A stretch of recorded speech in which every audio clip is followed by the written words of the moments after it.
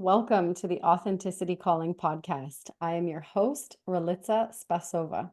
And today I have the pleasure of being joined by leadership coach Jose Pereira.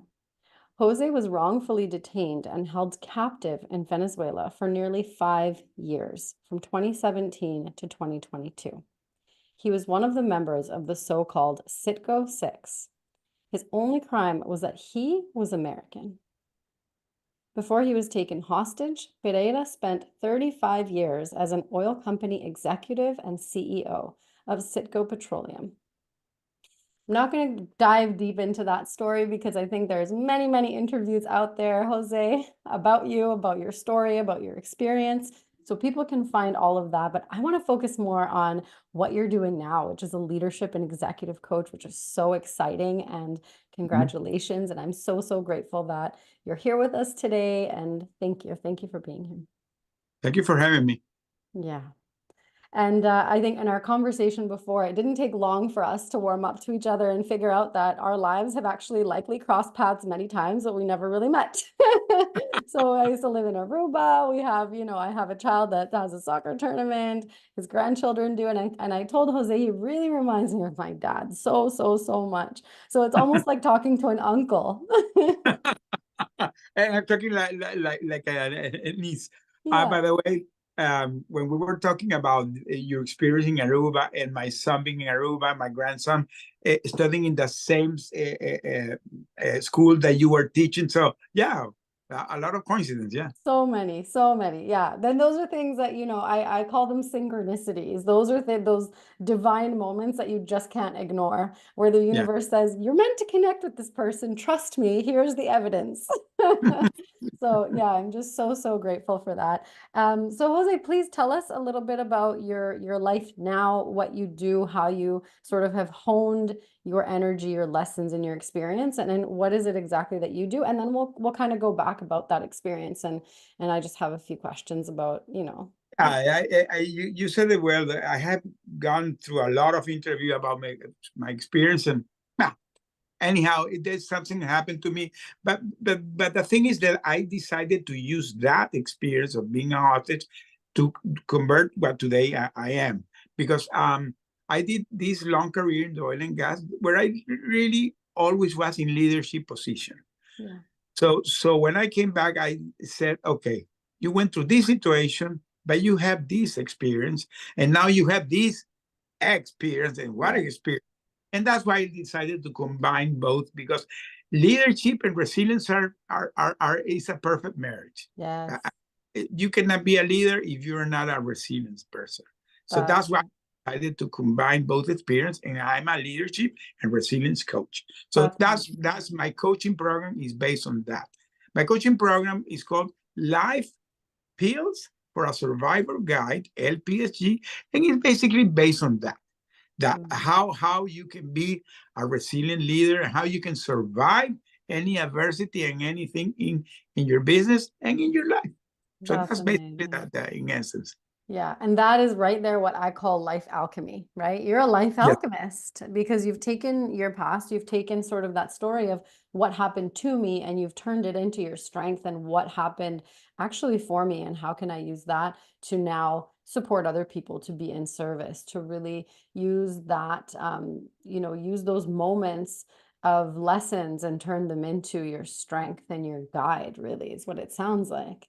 Correct. Yeah. The other day I was thinking, I was invited to do a speaking, and they asked me to talk about the 4 tools that I discovered in this, and I began to think of that. I said, "Wow, Jose."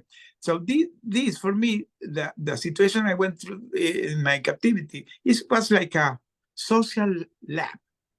It became a social lab. The things that I experienced there that really you can replicate to any business, because we've situations there that today I can tell any business, I went through this situation. If you do this will be your result. So that's the way I decided to craft this message.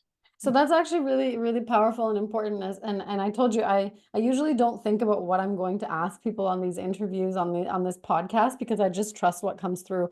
But as it was the days leading up to this podcast, I thought to myself, and I had a few conversations, and one of them was exactly that. What are those lessons? What are those, I guess, taking it back to your leadership skills, and what did you take from your leadership skills that you actually needed to apply to help you survive in those 5 years? And I'm sure in the moment you thought, any day now, this is going to be over. Day 1, day 2, day 3, someone's going to come. Day 4, day 5, day 6, year 1, year 1.5, year 2, year 3, and it just kept going. So to me, that I can't even imagine myself in a situation. And I reflect sometimes to people that we've been living in jail cells. So many people, we live in the jail cell of the limitation that we pose upon ourselves.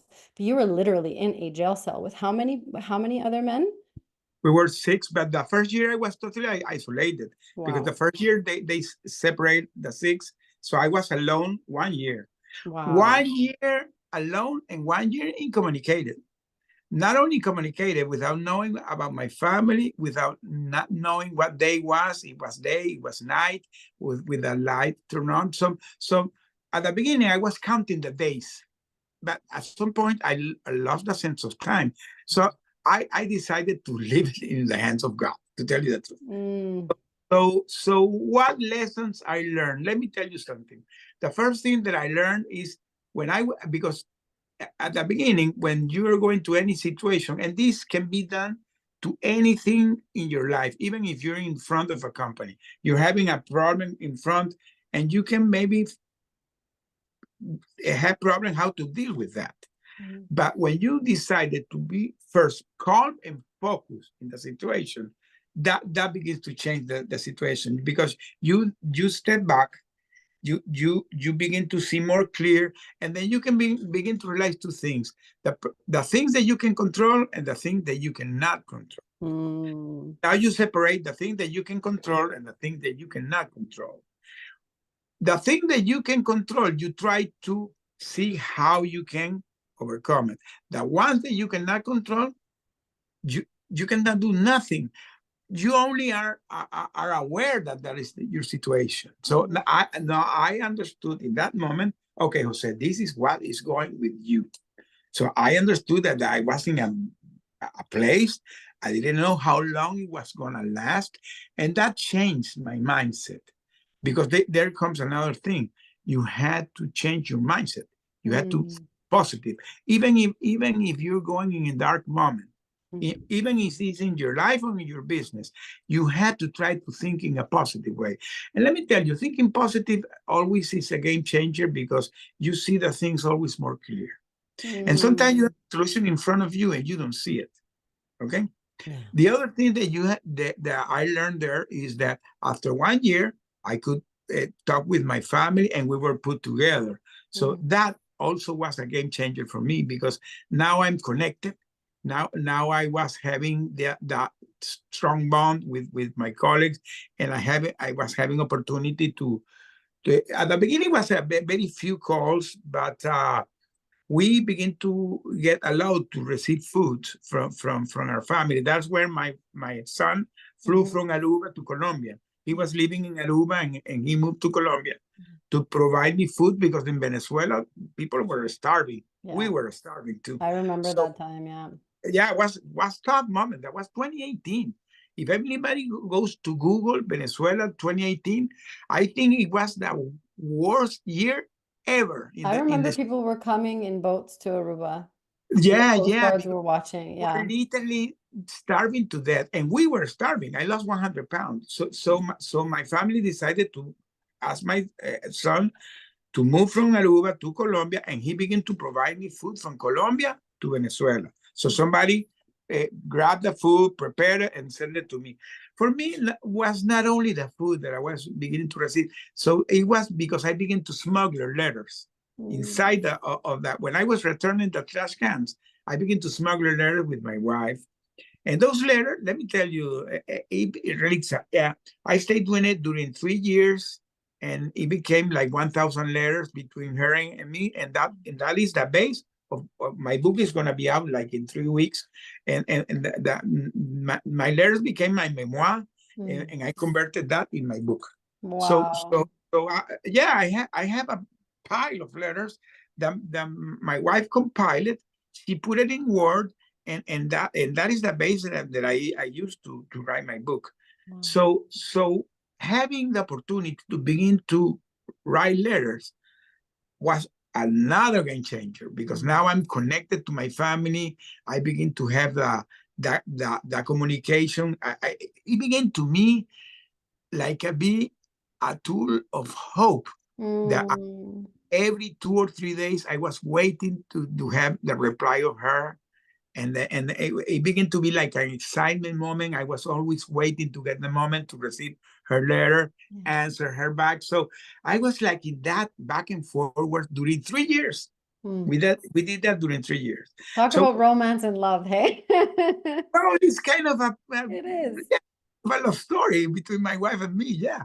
So anything in your life, if you're in a business or in your personal life, never do things alone. Connect with the people that love you. Mm. You have to connect with the people that love you. Mm. And if you're in a business, connect with your colleagues, connect with your peers, connect with your employee. Sometimes when you're in a CEO position, you get isolated, and you Mhm. and you create like a shell, Mhm. and you get isolated, and there's where you get that disconnection. That's So right. you need to connect with the people, because this is the way it has to be done. This is that true leader. That's what it does. Connect with the people. Mm. The other thing that I discovered during this situation was taking care of my mental and physical health, because Mhm. we begin to in that tiny place. It was funny because we every day we were doing like 2 or 3 hours exercise. We were doing yoga, meditation, static running, push-up, cardios. We were like hamster in a cage doing Wow. things, but we did it in a daily basis. Every day we were doing exercise. We did like a routine, and we begin, because at some point we were allowed to have book to read. I was writing, and we were begin to Mm.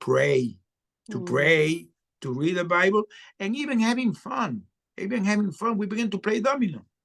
We began to have a domino tournament. So today, this is something that I also tell the people that I'm coaching. Yeah. You need to take care of your health, Yeah. the physical and your mental health, yours and your employees. So Yeah. this is so important. Doing things like doing tournaments in your company, doing tournaments, doing barbecues. Yeah. They try to make that connection. This is Yeah. something that really a good leader can connect with at the end, you're a human being, because the way you connect is because we all are human beings. That's right. One of the things, Ralixa, that I discovered there, because I was with a political prisoner in Venezuela, a lot of militaries, a lot of intellectuals, a lot of religious, a lot of HR, human rights advocate, etc., high profile people, but Mhm. we were all in the same place, and Yes. we connected with other people. Yeah. I knew their families, their Yeah. kids. They Oh, are normal people. yeah. Your And you human take, doing. We talk a yeah, lot about our human doing at work. And a lot of yeah, people, that's why I cover that. asked you before we even started of the interview. I said, do you really want me to read all of this? Because we do. We tie our human doing so much to who we are. And truly, it's about our human being first. And I love that reflection that in that cell, it doesn't matter who you were. It matters Doesn't I who can you tell you, are. with me, I had with me a general, with a 3-star general. He was in the cell beside me, and Yeah. I having another high profile politician that I always saw him in the news. And now we were the three there in the Brothers. same position, Yeah. brothers, Yeah. comrades, Yeah. Yeah. Yeah, it's interesting. My son is actually watching it's an old show that's now on Netflix, Cobra Kai, and it very similarly compares people who are at very much at odds and they have to come together and work together. And it's just so interesting when you have a similar purpose, which is in your case survival, right? Yeah. It's All were in the value and same page. connection. Yeah, Yeah. you got to do the connection. Yes. Yeah, yeah. And so many times I think in our world we believe the story that we're supposed to be competing when really I personally do not believe in competition. And that's why I don't allow that, there's jealousy, there's envy, there's all the different things. To me, it turns into, I see someone doing something, it's inspiration. If I have a sense of, oh, they're doing it bigger than me, to me, that means, oh, okay, there's a little part of me that believes I can't have it. So let's switch that around. Like you said, mindset is so important. Yeah. Yes.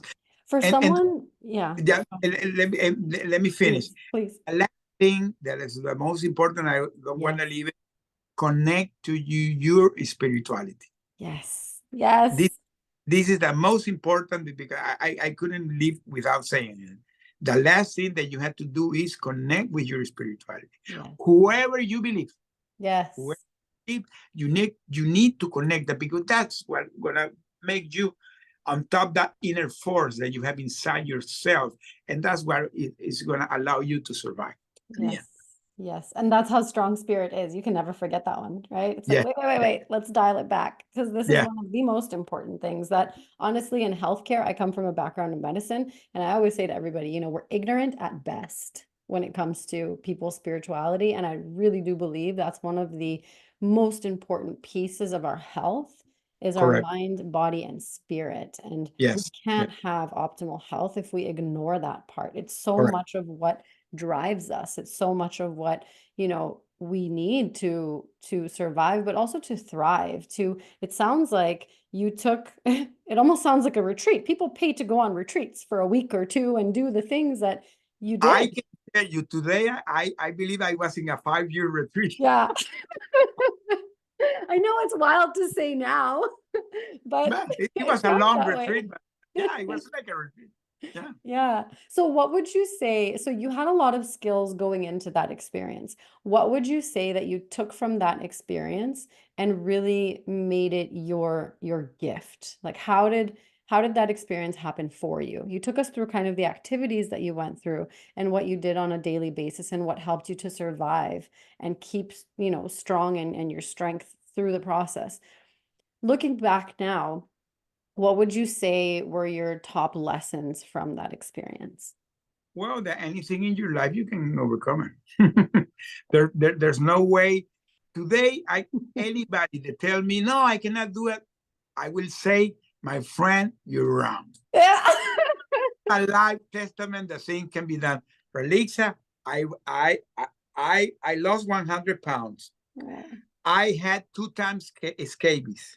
I suffered pneumonia. I suffered bronchitis. I suffered a heart attack. I stayed 3 days in coma. I fainted. I had 2 times COVID, and I'm here.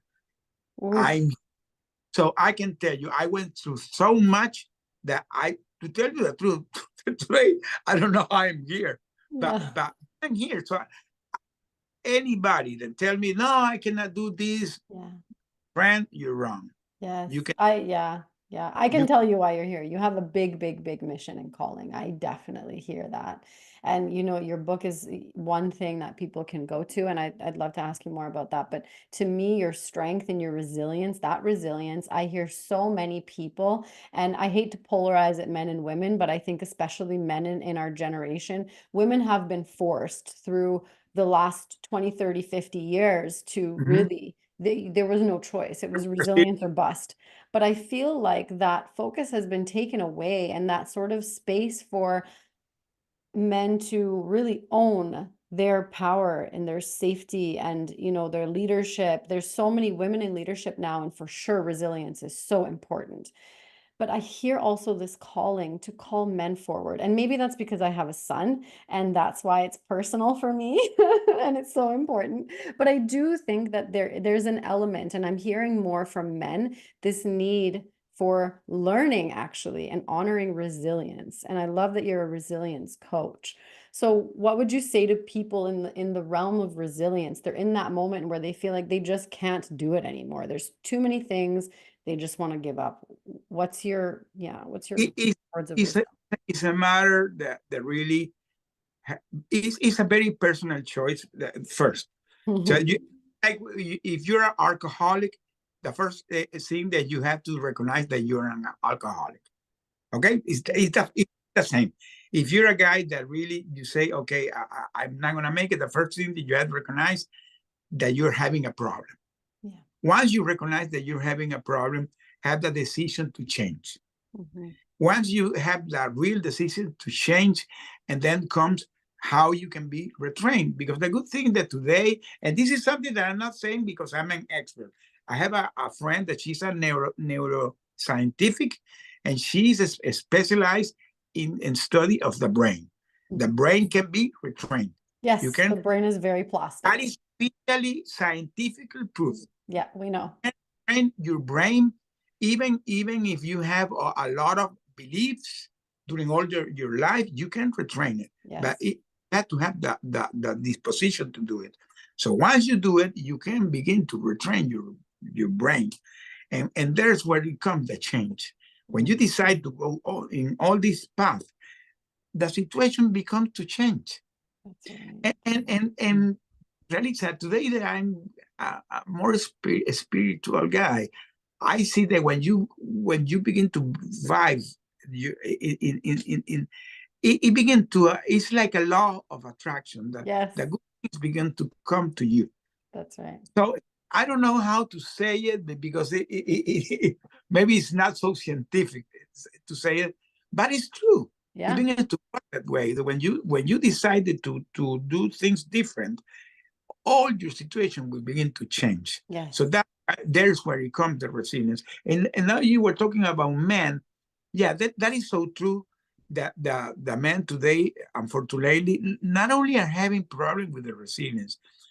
Another thing worse is that sometimes they don't talk about these things. For example, in the Spanish culture, it's a big issue that Hmm. because you're a macho, you cannot talk about. Oh, the machismo is so strong. It's so Okay, toxic. so Yeah. you're a macho guy, so you don't talk. You cannot be vulnerable. Yeah. You cannot talk about this, so you have to be a macho. So there's a lot of trauma outside there. Yeah. One thing that for me was a total rediscovery because when I came back, I always say that I came like in a time machine. I Mm. had 5 years in a cage, and one day they opened the door, and I went out, and I found a post-pandemic world that at the beginning I didn't recognize it. Wow. For me, was what happened here? Yeah. A bomb dropped, everyone disappeared. Yeah. What happened here? The Yes. people, I don't know, do they for a tiny reason they think that their world are crumbled. Come on. Mm. So really the people today, I don't know what happened, that the pandemic put the people more, I don't know, it's more sensitive, more Mm. reactive to this Yeah. situation. Yeah. But we had to come back Yes. to that the people really, they had to be more resilient. So that's why that resilience is so important. Yeah. So, Yeah. and there's a lot of talking about that. Yeah. Today's a lot of talking about that. Yeah, yeah, you're absolutely right. And you're right. I haven't thought about pre and post, but when you put it that way, because you missed the in between. You came. Because the people that didn't go through the process I went Yes. were in the process. So They maybe didn't have the you training. see it. But for me, it was like coming in, boom. I Yeah. saw it. For me, it was really shocking. The first impact was really shocking. Yeah. But you came in strength. You came ready. You came ready to battle. Like you came ready to, you Because know, I yeah. was at some point I had the opportunity to have a radio there, and when I was Mm, hearing the radio, always hearing about that, interviewing people that were suffering, they're having one month lock. I said, man, I had 3 4 years here. my Come on. goodness. Can you imagine? I did contact tracing at one point, and I remember people would say, "Oh, I'm stuck at home." And I said, "Great, turn this into a little mini staycation. You're Yeah. home. This is the time that you never took away before. Do some reading, do some deep breathing, take a walk around your neighborhood because you were allowed to walk around outside as long as you stayed away from people." It was exactly what you were saying, slow down, have the positive mindset, read, write, do the things that the physical, move your body, be human. Remind yourself how We human you did are. that in a daily basis, like a routine and like a daily routine, and that days begin to pass fast. Mm, Fast. So you say counting the days. No, at some point I didn't have time to count days because we were always doing things. you're So on the circuit. sorry, I came back, and one day they opened. Hey, you're gone. Okay, Yeah. bye. Wow. So if somebody was stuck in a space, and I wanna dial it back and ask about vulnerability a little bit, because I think what you said really resonated even for me. I don't think it's just, the like the sort of that machismo culture. For me, I came from communist Bulgaria, and there I was born there. I came to Canada when I was 3, so I didn't really grow up in it, but my parents did. They were born and raised in communism. And so a lot of those qualities and characteristics I took on. You don't Mhm. have time to be sad. You don't have time to communicate about what concerns you have or what worries you. It's like you just push through and move on to the next thing. Move on. Yeah, and so for me, having that vulnerability is also, it's something that I work on every day, because I know that it's my strength. I know that opening up and being authentic to my pain points, authentic to what's challenging for me, speaking on that, connecting with people, it is so powerful and transformative. And so I do want to kind of go back to that. Maybe we'll go there now, since I took it back anyways.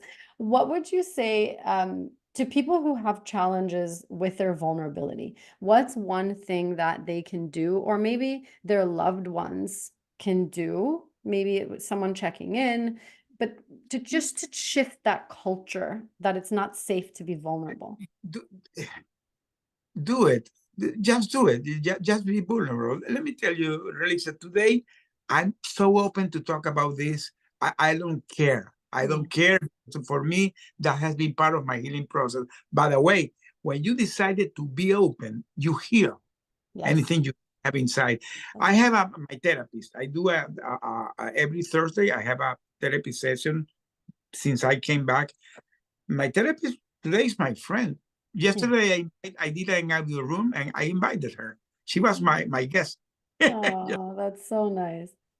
And she has he tells me that one of the things that really have been helping me a lot in my healing process is because I decided to talk about this. Yes. And I opened my wife, my wife, I got surprised how she now talks about this. I encourage her to write her book and to become a speaker. Yes. I really want her to begin to speak about this because she's Venezuelan, and in the Hispanic culture, nobody talks about this. That's right. So I told her, Mervis, you went through this situation. You're not resilient. You're Mm, super. exactly. And now you have the opportunity to spread that message that Yes. can help others. Yes. So I'm encourage her to do that. Wow. There are so many people, and that actually, again, gives me chills, because having that voice, having that elder, having that matriarch to speak hope into you when you're in a relationship that feels hopeless, whether it's, a toxic, abusive relationship. I was in that myself. Having someone to speak to you and remind you it's okay, you're going to make it through this. That is so powerful. And so many women don't have that. It's like day for day, you just make it through. But even people that, they have strong leaders as partners, for example, whether it's men or women, doesn't really matter the dynamic. But I think it's especially important because it is a lonely road. Being a leader and being an executive and being in those leadership positions, it does take a lot of work. People have this false idea that, oh, leaders just sit around and like have coffee and tea all day. Because It's like, people no. that if you're in a leader position, you have all the answers, and you're a superhero, and you're a human being at the end. You really, because a leader has to recognize that he has a strengths, because that's why he's the leader, but he always also has some weakness. That's right. So those weakness you have to be vulnerable, recognize that you have it, and have help. So this is the other thing, that sometimes you have your team and you don't unlock their potentials. So Yes. you need to unlock the potential of your team. So if they bright, you shine, brighter, because if they shine, you can be brighter. That's right. So that is so important, that sometimes, as I said, you create like a shell. Mhm. You create like a shell. So I'm here in the top. I have the shell, and I get isolated, and I navigate this alone. There's where the leaders get burned out. That's right. And when There's it's all on me, this idea that it's all on me. yeah, on me. Actually, Yeah. true leaders, they rely on their team, right? Always, always. That real leader, that real leader is that they get that connection with their team, they empower them, and those teams feel that their leader is their model, they Yeah. inspire them, and that's where that great team come. Yes. Yeah. Beautiful. Talk about the example of that movie Braveheart. Do you remember the movie Mel Gibson that he I was in the probably saw it when I was like 5 years old. that that is a leader inspiring his team because he was always in the front row. So that's what a good leader does. He puts in the front row and push everybody to go in the same direction. Yeah. Yeah. Yeah. So when you work with leaders, what are the top I guess takeaways or the top turnarounds or the top qualities that they're able to embrace and embody after working with you? Like what are those tools that you give them? Communication, Mhm. be more empathic, and be more human being. This Mm, be more empathic, be more better communicator, and be more human being, connect with the people. okay. So this is what I tell them. I'm a people guy. I always have been a people guy. So for me, it's natural to be a people Yeah. guy. Yeah. So for me, telling them sometimes it's difficult there because sometimes the leader has problem is because in their past there are some traumas. Yeah.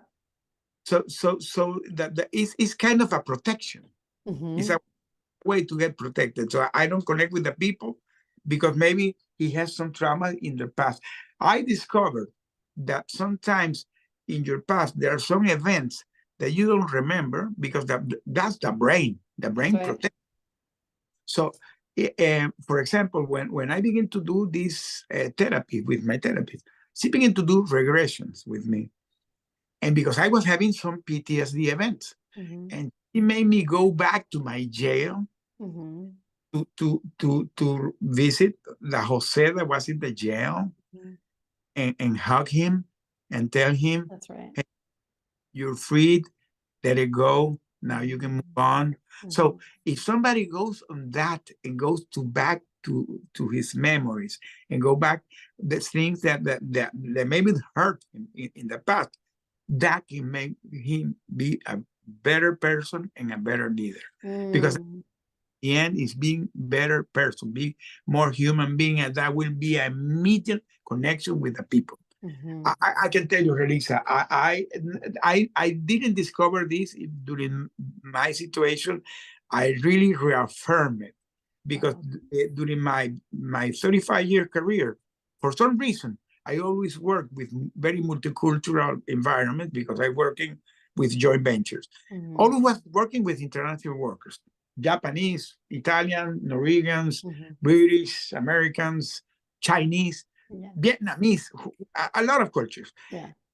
And working with them was kind of difficult because, there are beliefs, there are cultures, there are religions, there are a lot of things Hmm.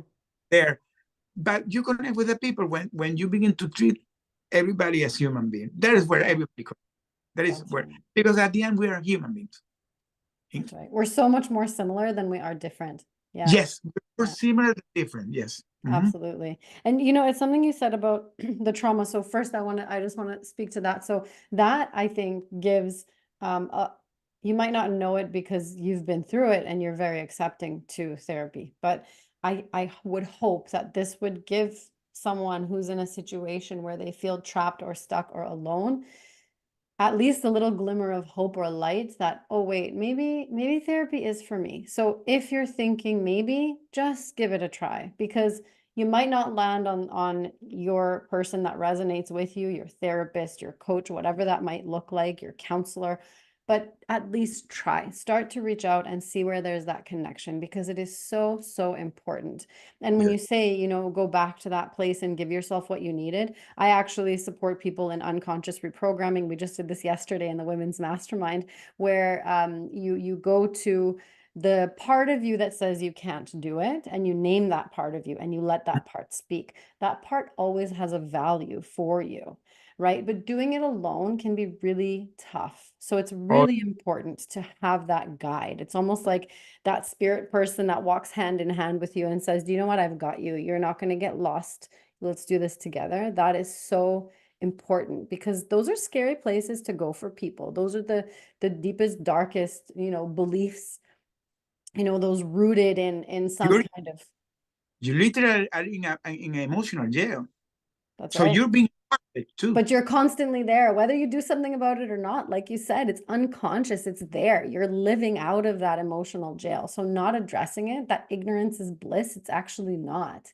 It guides every decision you make, you just don't realize it.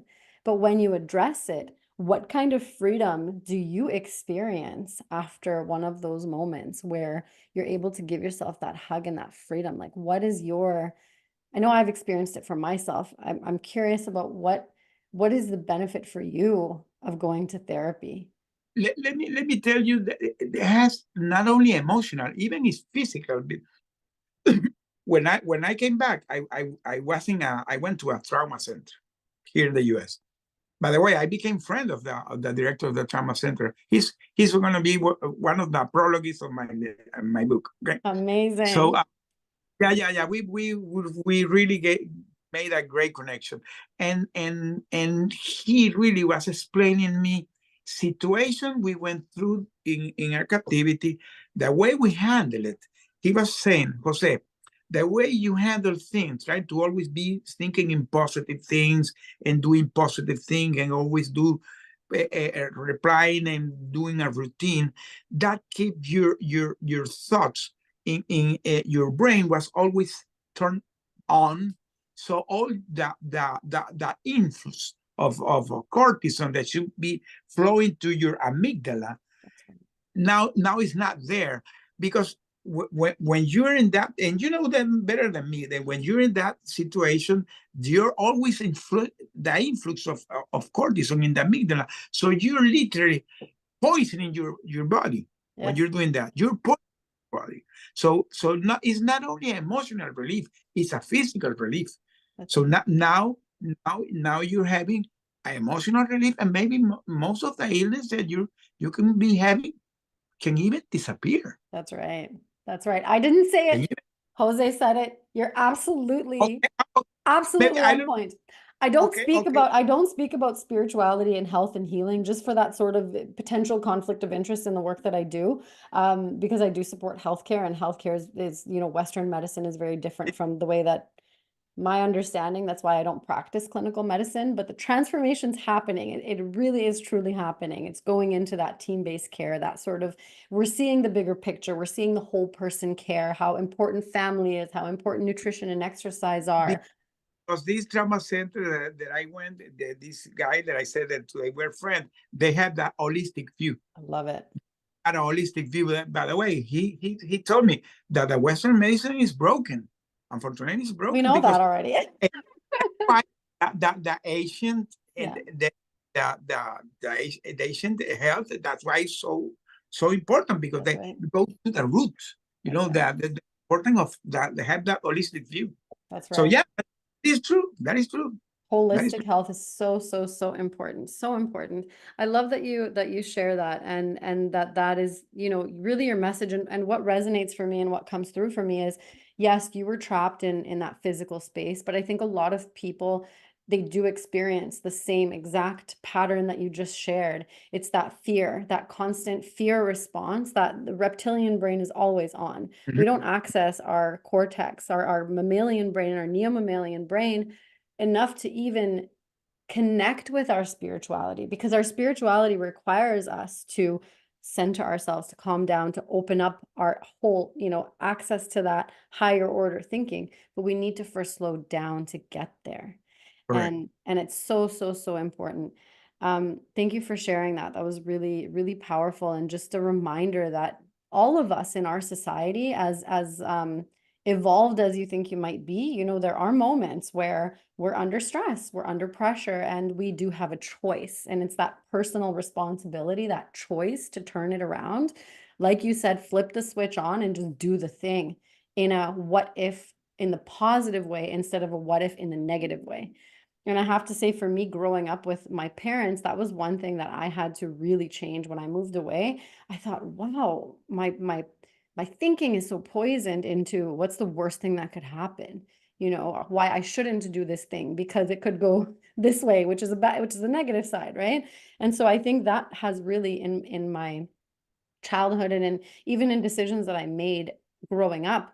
I got accepted into engineering. I just posted about this today, and I saw, oh, there's only three women out of 250 students, right? I went to the engineering firms. They were doing like the over capacity parking. They weren't doing serious projects. And I thought I could never do this. I could never be under someone's thumb and doing administrative work after going to school for this kind of a career. And so I thought that's not going to work for me. But even that, it was rooted in that limited thinking. I didn't believe, oh no, I'm going to be the change in this place. I am being called with my strong voice of what's possible, right? I didn't have that thinking. It was very small thinking. And so I think we sit in jail cells in our minds, in our bodies, and in our spirits all the time. And Yes. your story, it reflects that moment of hope where you can say to yourself, you know what, enough is enough. I'm done. I'm making the choice, the decision to make my life different. And that is a choice that every single person can make, no matter what your experience is. And that's so true because even in our situation, as I said, the first year we were totally isolated, and at some point I was in a very dark place. Yeah. By the way, I knew that people that committed suicide, they didn't make it. They didn't make it. Unfortunately, some guys that I met there went through that situation. So when I at some point I said, Jose, enough is enough. Mm. Stop here and move on and Mm. move on. So that is the same thing that anybody that's going in any situation, again, in your business or in your life, at some point you have to say stop and move on. That's right. Move. That's right. Otherwise, it's insanity. Trying to get somewhere different, doing the same thing. Thank you, Einstein. Such a good reflection. Yeah, it's Yeah. true. So I want to take it back, something you mentioned, and I wrote down mirror. So something you mentioned about being a good quality and effective leader, right? Being a resilient leader, but also being a powerful and vulnerable leader.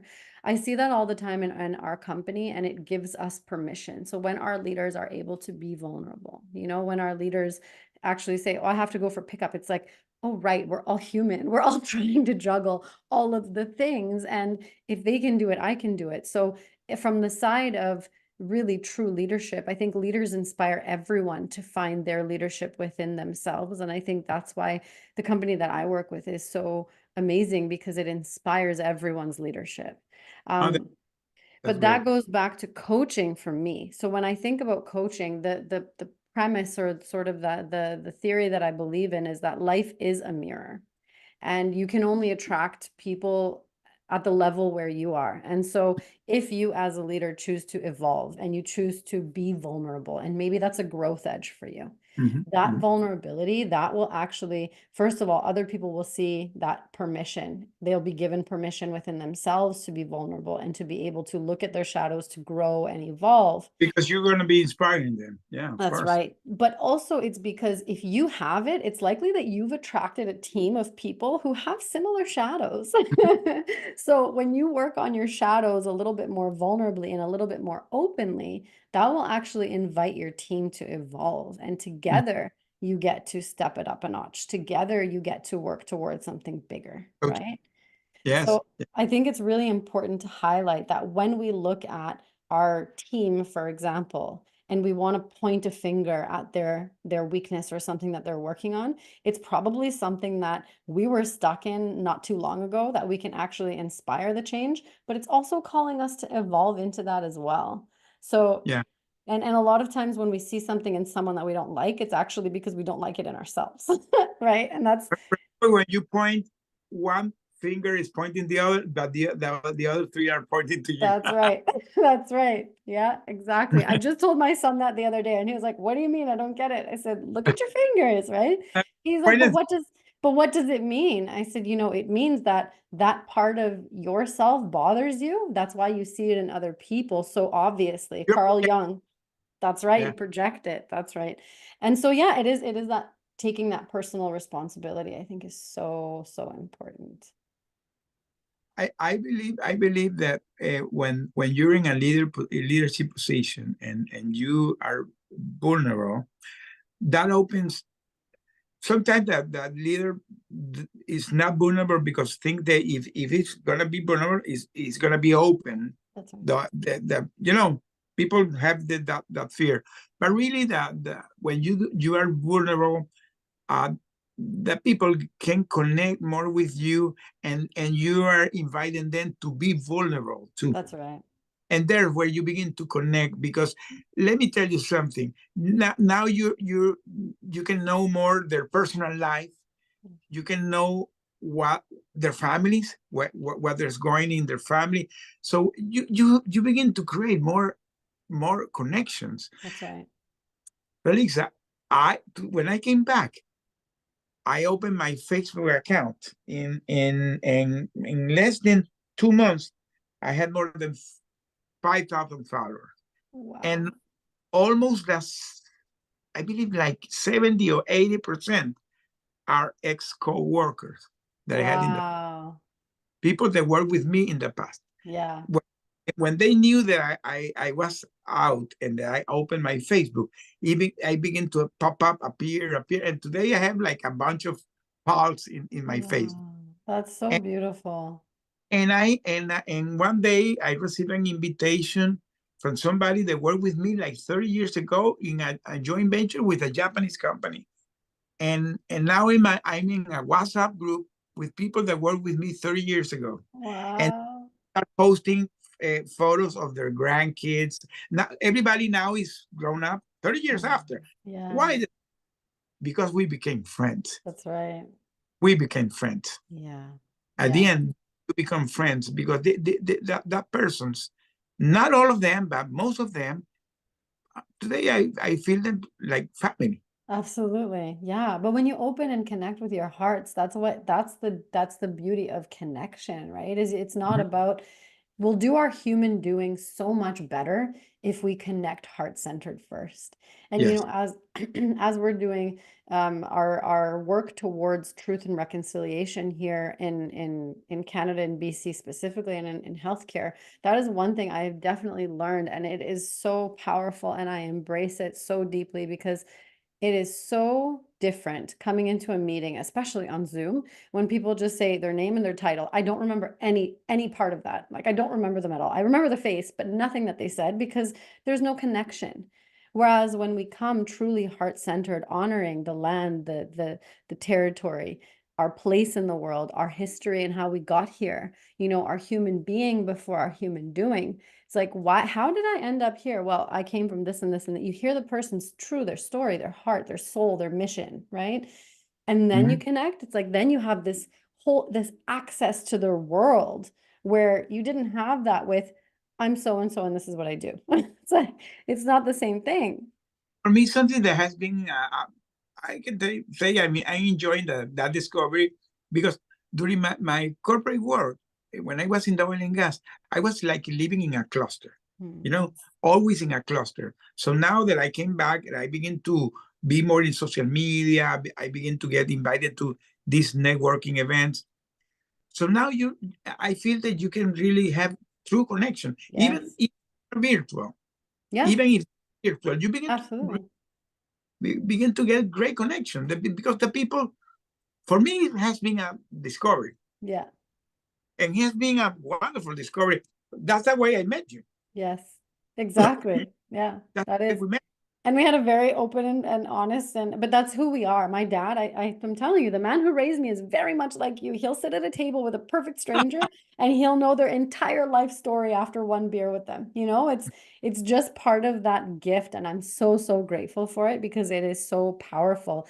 The other thing that comes to me is when we connect with people in that way, as leaders, as team members, even if we just started in a position and we're maybe not in that leadership position, as everyone is a leader. When you do connect with people's hearts, you not only find out about their family and their story and their, where they come from, their culture, but you also find out about their gifts because it becomes so obvious and apparent. And as Correct. a leader, you know exactly who to call on. You have an issue, you have something that you're faced with, and Correct. who's really good at this? Maybe it's not part of their role, but they love doing this. Like they are the connector, or they are Correct. really good public speakers. We should get this person to speak. And I think if teams were to restructure that way, they would be so much more powerful. As I said, I worked like 30 years ago with this joint venture with the Japanese company. I love the Japanese culture. One of the things the Japanese really do very well is having that type of connection with the people. When Mm. they in part of their culture, when they are in a leadership position, they have like connectors, people that you identify them that are the connectors of the leaders, and they Mm. use kind of ambassadors. They are connected, Mm. and why they do that? Because in their culture, they always want to make decisions having everybody on board. Oof. It's their culture. They call it the wa. That is the wa is the harmony. So they Mm. things on harmony. Mm. And that is really powerful because now you can, what you said, you can find a person that had some skills that you will need. You could go and connect directly with that person. That's right. That is not, in the Western culture, it's not very popular. No, not at Not all. very popular because we're very, I'm the boss, and That's then right. Very I hierarchical. yes, Yes, that why that word for in the Japanese culture, because they go in that direction. that's right. I let me tell you, I embrace it so much that I begin to use it part of my skills. So Mm. sometimes people get mad with me because if I needed somebody, I went directly to the source. So I had like 3 managers on the road. I skipped them and went directly to the source. Mhm. And then sometimes the manager came to me, "Oh, Mr. Pereira, I heard that you talked directly with blah blah blah. Why didn't you?" Ah, come on, my friend. I called him because I knew he had the skills, It's going to and take that a month by the time the telephone I reaches the telephone game. I called directly. Yeah, yeah. No, I love that. Absolutely. So I, what I was reminded is, in our health, sorry to interrupt. Yeah, no, no, I'm not saying that you have to skip the governance. You have to of skip it. course. But at some point, when you have these type of decisions, Relationship. you can go directly. You Yeah. can go. Yeah. When someone has a skill that yes, absolutely, that you need. Yeah, Directly. 100%. It's funny we talk about, I hear about Wu Wei. Wu Wei is one thing that, I showed my son a video the other day about harmony, but we're moving towards from voting into a collaborative decision-making process. And there's a lot of change resistance around that, because people are accustomed to the Difficult, very, hierarchy. because Yeah. sometimes you take the decision and you execute. Mm, No, in the Japanese culture, that's why I love so much that culture. All the decision has to be in harmony. that's Everybody has right. board. Sometimes they delay the decision, but when they take the decision, it's a strong decision Yes. because everybody's on board. Yes, but when from the spiritual perspective, the way that I see that and the way that I actually saw my calling into this space is to call people forward to share their voice. Because if you didn't have a purpose at this table, you wouldn't be here. Your voice is important, every single person. And we have different personalities in the room. And until now, in this hierarchical sort of system, the bigger, louder voices always dominate. And that shouldn't be the case. Everybody Right. should have their way of communicating. Maybe it's anonymously on a paper on feedback, and then you bring that to the table and then they feel more confident, but there has to be a structure in which you're wasting time, money, energy for someone to be at the table and for their voice not to be heard. And they have a Correct. very good point. Otherwise you're going to be doing quality improvement on what you would have learned from them, from the Correct. decision you make, and the outcomes that follow because you didn't hear their voice. And so I just, yeah, I love that. And I love that it's harmony, right? That's that's it. It's harmony. Yeah, creating harmony. So as a leader, I guess if you could leave one message for listeners who are really inspired by you, who, maybe if you were to talk to Jose 20, 30 years ago, and were to encourage him from the learnings that you have now, what would you say? What would be that most important pivotal, what's the essence? What's the essence behind it? The essence are basically that when you have a dream, you have to pursue it. You Mhm. have to pursue it, never give up to that dream. So, as a leader, for example, if you're in a startup or you're beginning your business or you are in your business trying to build it up, pursue it. No matter how much time you have setbacks or failure, because don't see the failure as a problem. See it as opportunity, Absolutely. and move on, move on, It's a move on. lesson, right? Yeah, Yeah, we get to learn and grow and evolve. I yeah, love that. Yeah. If it's your vision, this is the way that I say it is if it's your vision, it's already been given to you. It's yeah. already yours. It, go for it. Yeah, Yes, go. I love that. Thank you, thank you, thank you so much, Jose. Thank you for your resilience. Thank you for your leadership in the space that you were able to hold and support other people to survive through this extremely difficult situation. Thank you for your reflections for all of us that tend to sit in our own mental, physical, or emotional, spiritual jail cell from time to time, in our world. And Thank you for if giving us that hope and that glimmer, anybody, that oh, so powerful. if anybody in your audience, in your community, if resonate what I'm talking and they feel that they need any advice, I'm really open to that. I love that. How can people find you if they want to work with you or talk with you, connect with you? Well, I'm very active in LinkedIn, and you can find me in LinkedIn. By the way, in Excellent. LinkedIn, I do several things. I have a newsletter. It's called Building Resilience. I do Beautiful. post a video, masterclass, audio room. I did yesterday my audio room with my therapist. That was that the theme was can I make it after the trauma? I And she's saw that. she is a trauma specialist, and Wow. right. It's funny because she's a trauma specialist, but it was the first time doing this alive. So I Wow. coaching her. Wow. Well, thank you for bringing those voices to Yeah, to the table and to share. tell you, the audio room yesterday was like a collective therapy. It was amazing. Wow. And I can, and also I have my webpage, the Jose Connect, www.jose Connect. You can find me there. But in LinkedIn, I'm very, very open there. You can connect there. And even if you want to schedule a call, I have my calendar there. So Thank you can, you. Thank you for being so available and easy to connect with because that's how we connected. It was through LinkedIn. I believe that this is the way that we can help others. Absolutely. Absolutely. Thank you so much. Jose, do you mind before we go to tell us about your book? What's the name? How can we find Oh, it?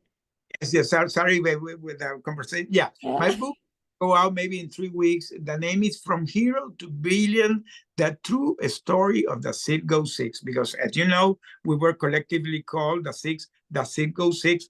That was the name the press put us because we worked with to Citgo Petroleum. We were six guys, so they combined and we became the Citgo Six. They have to make We it dramatic somehow. we're gonna create a rock band called the Citgo Six in a few Nice. years. You have the press anyway, so we might as well. Yeah, maybe the book is gonna be the cover of the Of of the the rock band. I yeah. love it. Oh, amazing. Well, I can't wait to read it. I think there are probably going to be so many amazing pearls, moments where I'm sure many people can identify. I can tell you, people that read my book, they're gonna have some shocking moment because it's based on the letters that the things that I was feeling in that moment, situation we were going in that moment, and well, it's what it is. It's Yeah, what it is. it's real life. You can't make this stuff up. Yeah. Yeah, so much resilience. Jose, thank you so, so much. I'm going to call you Uncle Jose from now on. I feel you're my family, and I completely understand why everybody remembers you. Thank you so, so much for your love, your inspiration, your conscious leadership. Truly, you are such a gift. Thank you. Thank you. Thank you for having me, Release. Thank you. Have a beautiful day. Bye. Take care.